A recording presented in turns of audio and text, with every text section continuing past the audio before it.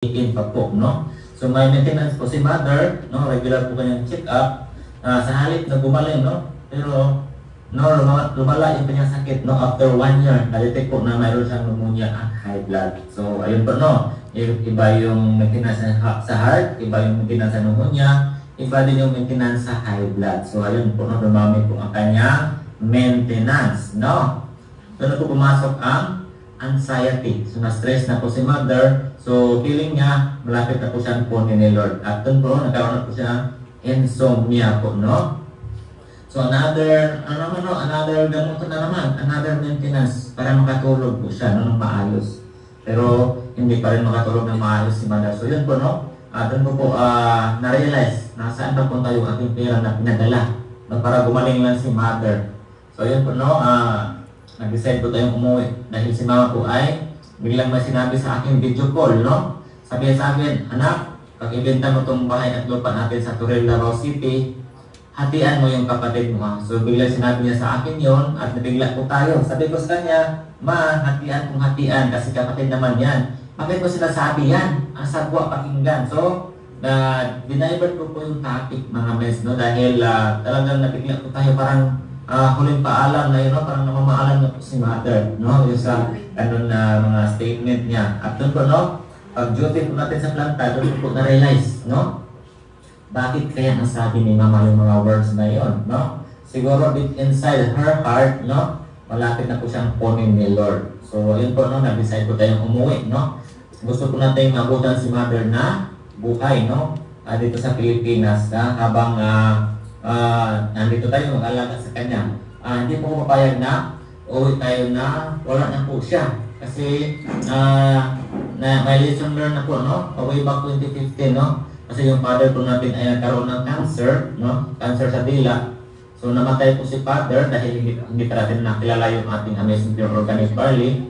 So doon po, no? Sabi ng kapatid ko, ano to? Uuwi ka or hindi? Pag uuwi ka, hihintayin ka namin, no? Pag hindi ka uuwi, hindi ka makaka-uwi, ililibing na namin si Papa. So yun po, no?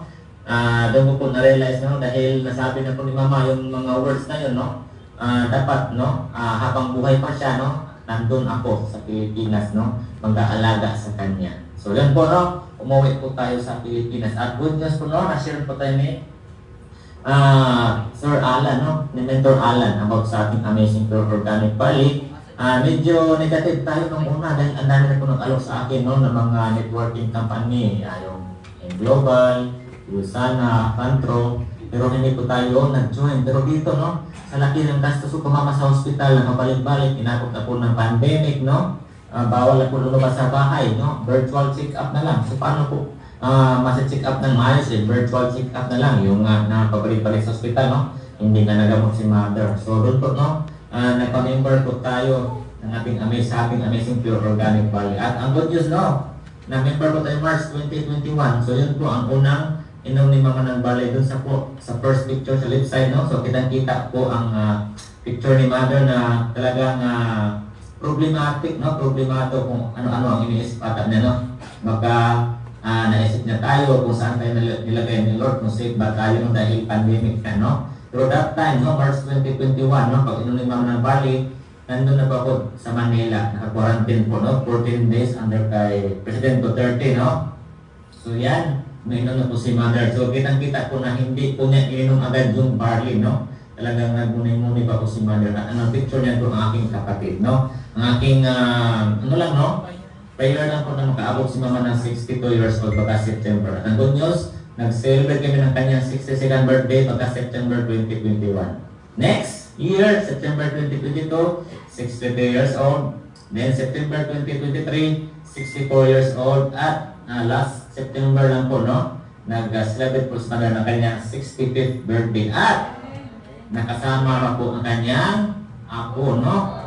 Dati na maalam na parang hopeless na makakita ng apo. Pero ngayon, no, pag-birthday niya 65 years old, no, kapiling na po ang kanyang first apo. So thank you, Lord, no. At never po natin ma-imagine na matulungan din tayo ng product. Nagpa-member lang po ako para kay Mama. For discount lang po. Wala po planong mag-negosyo dahil hindi po ako negosyante, no. OFW po ako. Ang aking mindset lang ay work lang ng work, no.